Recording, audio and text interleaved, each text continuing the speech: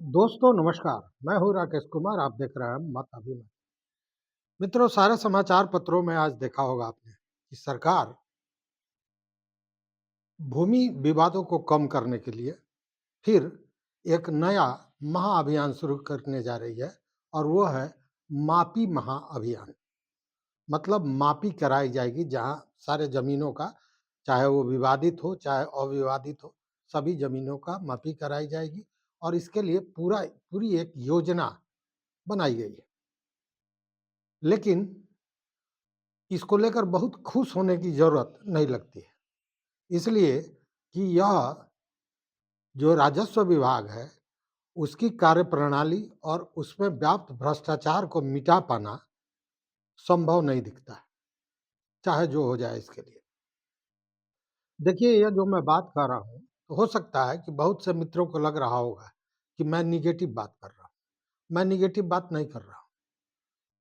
मैं एक साक्ष्य के साथ आपको बताऊँगा कि क्या राजस्व विभाग होता है। और राजस्व विभाग का की सबसे छोटी इकाई जो अंचल कार्यालय होता है, वह भी चाहे कोई भी पदाधिकारी हो, कितना भी ऊँचा पदाधिकारी हो, मुख्यमंत्री हो, प्रधानमंत्री हो, राज्यपाल हो, राष्ट्रपति हो, सबसे ऊपर है। मैं ये संवैधानिक बात मैं नहीं बता रहा हूँ, ये ऊपर है व्यवहार में, क्योंकि किसी के भी आदेश का, किसी के भी निर्देश का असर इस पर नहीं पड़ता है। आप देख रहे होंगे पिछले दिनों से जो भूमि सुधार मंत्री हैं, राजस्व एवं भूमि सुधार मंत्री हैं, विजय सिन्हा जी, वो जन सुनवाई कर रहे हैं। लेकिन यह जन सुनवाई कर रहे हैं, बाज़ाब्ता उसका वीडियो बन रहा है, सोशल मीडिया पर डाला जा रहा है। जिन लोगों से सुन रहे हैं उनकी शिकायतों को, वो लोग खुश हो जा रहे हैं कि मेरा काम तो अब हो गया ही समझो। लेकिन कितने लोगों का काम हुआ, यह भी देखने वाली बात है।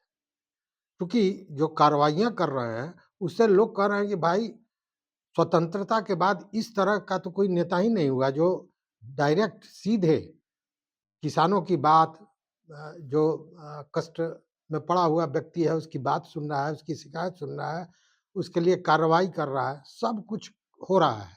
लेकिन निदान कितना हो रहा है, इसको भी विभाग को देखना चाहिए। खैर, हम आएँगे, आखिर ये बात मैंने क्यों कही कि ये कोई भी पदाधिकारी हो, कोई भी नेता हो, मंत्री हो, सारे से ऊपर यह अंचल कार्यालय है और इसमें पूरा तंत्र लगा हुआ है। पूरा जो शासन तंत्र है, प्रशासन तंत्र है, वो लगा हुआ है। तो जिस तंत्र के आधार पर, जिस तंत्र द्वारा कार्यान्वित कराकर योजनाओं को पूरा करने का लक्ष्य सरकार या विभाग रखती है, जब वह तंत्र ही सहयोग नहीं करेगा, तो यह पूरा कैसे होगा? आपने सर्वे, जमीन सर्वे को देखा होगा। उस समय क्या चर्चा चली थी? 1 साल में पूरा हो जाएगा। 2 मंत्री आए, चले गए, तीसरे मंत्री अभी पहुँचे हैं। स्थिति क्या है? सर्वे जो 1 साल में पूरा किया जा रहा था, जब धरातल पर समस्याएँ सामने आई, तो फिर समय बढ़ाया गया, करते-करते 26 दिसंबर की बात की गई। लेकिन 26 दिसंबर तक भी होने की कहीं से दूर-दूर तक संभावना नज़र नहीं आती है कि सर्वे पूरा हो जाएगा और उसी में यह मापी। एक्चुअली है क्या कि यह उसको अगर शुद्ध भाषा में कहें, तो स्टंट की तरह एक स्टंट होता है। यह एक ऐसी उछल-कूद दिखाई जाती है कि जनता को यह समझ में आवे कि बहुत काम हो रहा है, बड़ी तेज़ी में, बड़ी गति में काम हो रहा है। यह जो बातें मैं कह रहा हूँ, ये कहीं से नेगेटिव बात नहीं है। ये सच जो धरती पर है, वह मैं बताने जा रहा हूँ और वो मैं अभी बताऊँगा। लेकिन उसके पहले यह योजना क्या है? देखिए, सरकार जो योजना बनाती है या विभाग जो योजना बनाती है, वह निश्चित रूप से इसी आधार पर बनाया जाता है कि जो किसान हैं, जो जिनको परेशानियाँ हैं, जो जनता है, उसकी समस्याओं को दूर किया जा सके। लेकिन जो प्रशासनिक तंत्र है, जो व्यवस्था है, वह इसे नहीं होने देती है, सफल नहीं होने देती। तो देखते हैं कि अगर जो योजना अभी आई है मापी का, अगर ये पूरा हो जाता है तो निश्चित रूप से बहुत बड़ी समस्या का निदान हो सकता है, लेकिन होगा कैसे? यक्ष प्रश्न है, होगा कैसे? कौन करेगा? क्योंकि करने वाले तो वही हैं। खैर, यह जो योजना है वो यह एक महाअभियान के रूप में मापी योजना चलाई जा रही है। महाअभियान मतलब जितने भी ज़मीन है इसकी मापी की जाएगी, इनकी पैमाइश की जाएगी। चाहे वो ज़मीन किसी भी तरह का, मतलब कि वह निर्विवादित ज़मीन हो या विवादित ज़मीन हो, मतलब उस पर कोई झगड़ा झंझट भी हो तब भी, या अगर आपकी ज़मीन है जिस पर कोई विवाद नहीं है, उसका भी सारे ज़मीन की मापी होगी। और यह जो अभियान होगा, यह अभियान चलेगा 26 जनवरी से 31 मार्च, मतलब 26 जनवरी 2026 से 31 मार्च 2026 तक। और यह जो अभियान होगा इसमें पुलिस की भी सहायता ली जाएगी, क्योंकि बहुत से ऐसे ज़मीन होंगे जो विवादित होंगे, जहाँ लॉ एंड ऑर्डर की समस्या उत्पन्न हो सकती है, किसी तरह का विरोध हो सकता है, इसलिए पुलिस भी इस मापी में साथ रहेगी।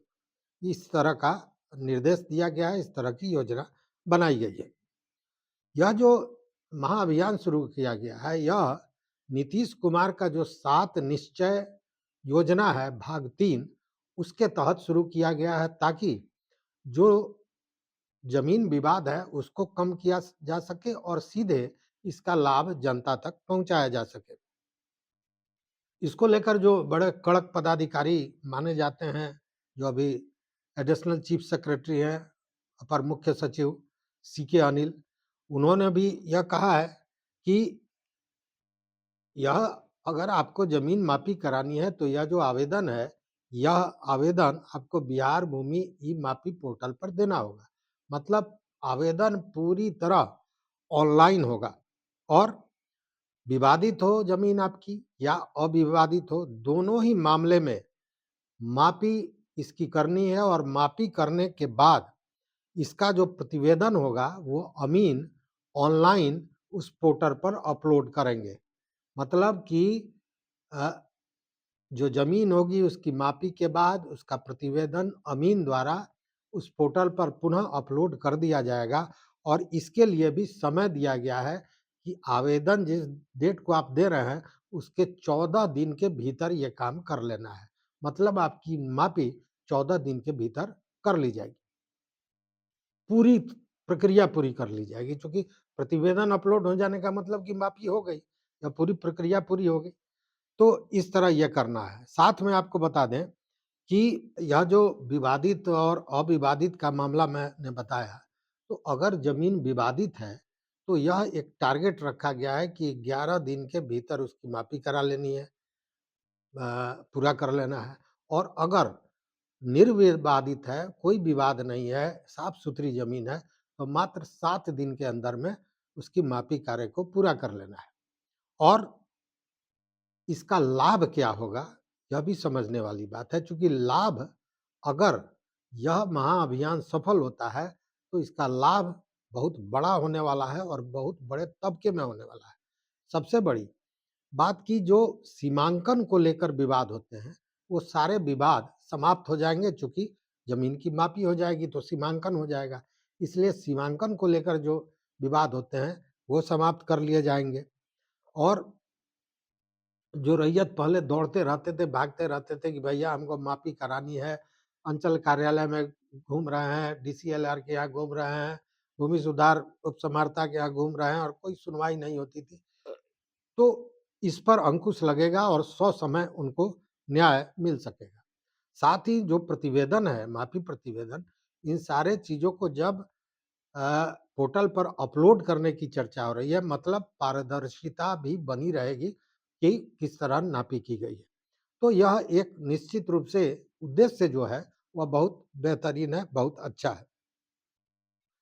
लेकिन इसमें कुछ चीज़ें दिखेंगी, जैसे आप आवेदन देते हैं किसी ज़मीन की मापी के लिए, तो आवेदन में ही आपको यह बताना होगा कि वह ज़मीन जिसकी मापी के लिए आप आवेदन दे रहे हैं, वह विवादित है या नहीं है। मतलब अगर उस पर कोई झगड़ा झंझट है, कोई विवाद है, तो ये आपको आवेदन में ही बताना होगा कि यह ज़मीन विवादित है। वहीं जो अ, यह जो माफ़ी होगी, उसके लिए शुल्क क्या लिया जाएगा, उस पर भी ज़रा चर्चा कर लें। तो शुल्क की जो स्थिति है, वो ये है कि ग्रामीण क्षेत्रों में अगर किसी ज़मीन की मापी करानी है, तो उसके लिए आपको ₹500 का शुल्क देना होगा। जबकि शहरी क्षेत्र में यह जो शुल्क है, वह 1000 होगा। मतलब प्रति खेसरा, एक भूखंड की मापी के लिए ₹500 ग्रामीण क्षेत्र में और शहर में ₹1000।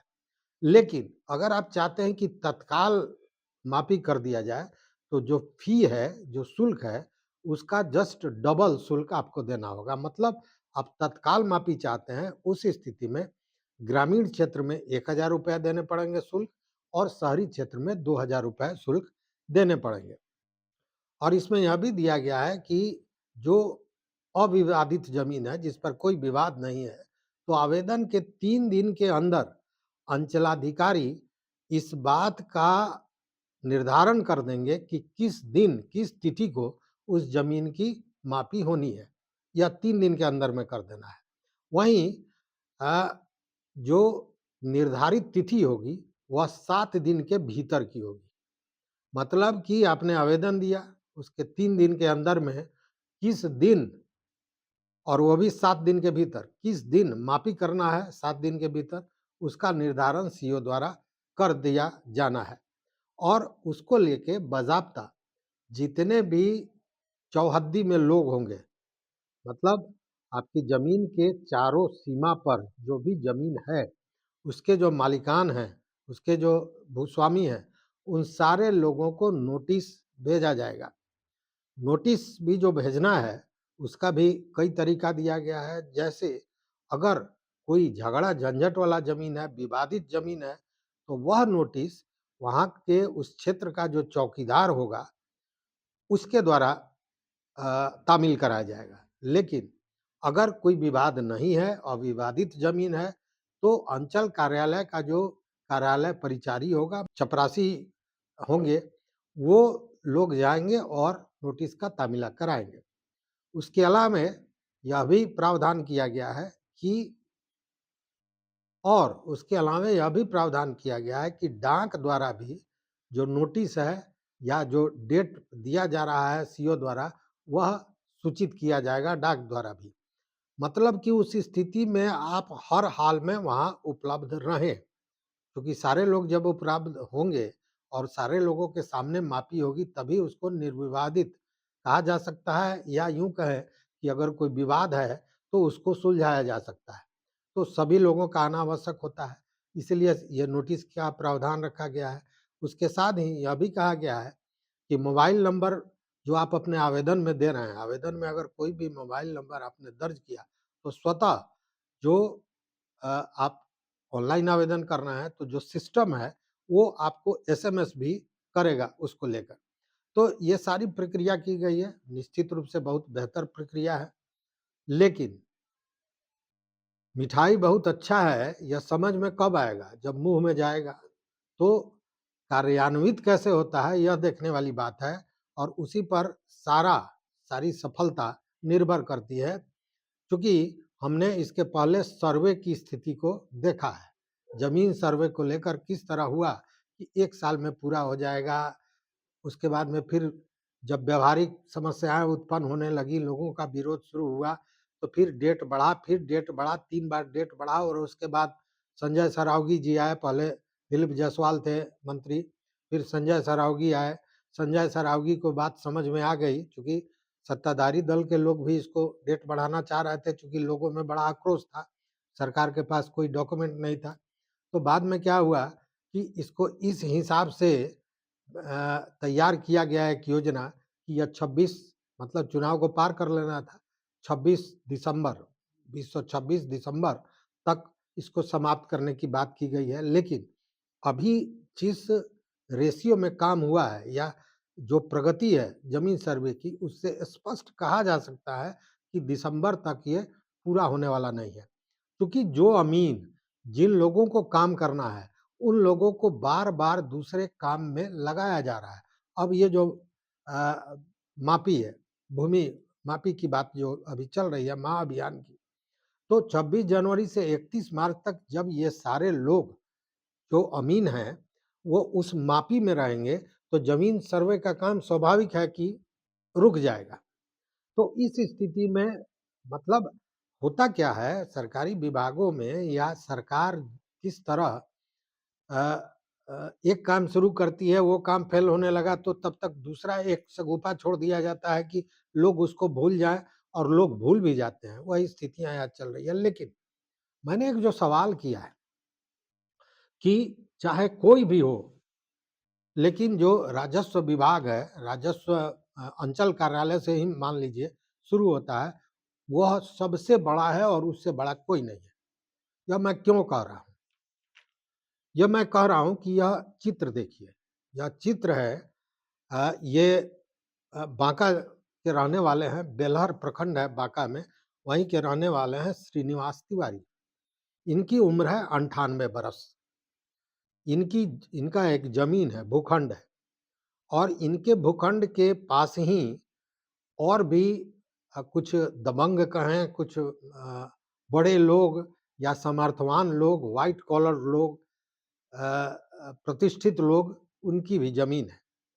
अब उन लोगों द्वारा इनके ज़मीन पर पार्ट वाइज़ धीरे-धीरे कब्ज़ा जमाया जा रहा है और उस ज़मीन को वो अपने ज़मीन को भी बेच रहे हैं और साथ में इनके ज़मीन को भी धीरे-धीरे उसमें अटैच्ड करने का प्रयास कर रहे हैं।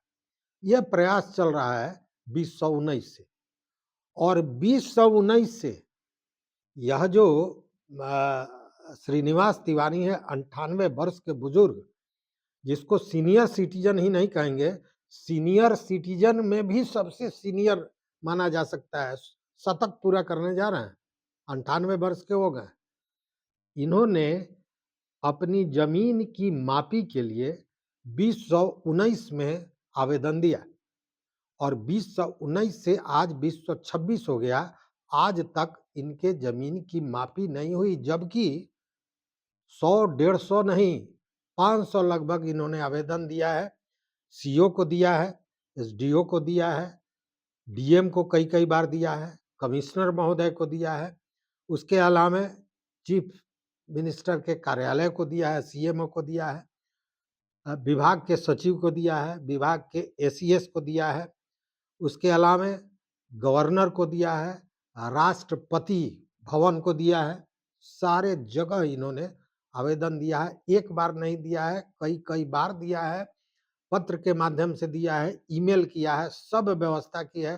थानेदार और सीओ कार्यालय में तो दौड़ते-दौड़ते समय बीत गया, कई सीओ आए गए। इन्होंने ज़मीन मापी का पैसा भी जमा कराया, कई सीओ द्वारा इनसे ज़्यादा पैसे का, किसी से 1.5 लाख, किसी ने 2 लाख, जैसा तिवारी जी का कहना है, उनका आरोप है कि पैसा भी उनसे माँगा गया।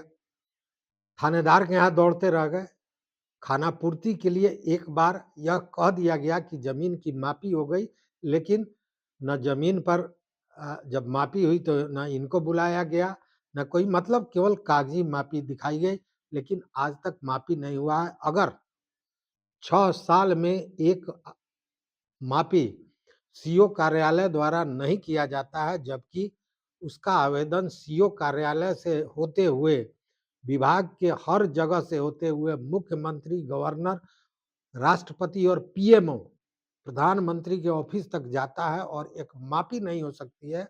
उस स्थिति में सरकार अगर इस तरह का महाअभियान चलाने की बात करती है, दावा करती है, तो इसमें अगर हम और आप ताली बजाते हैं, तो इस ताली का कोई मीनिंग है नहीं।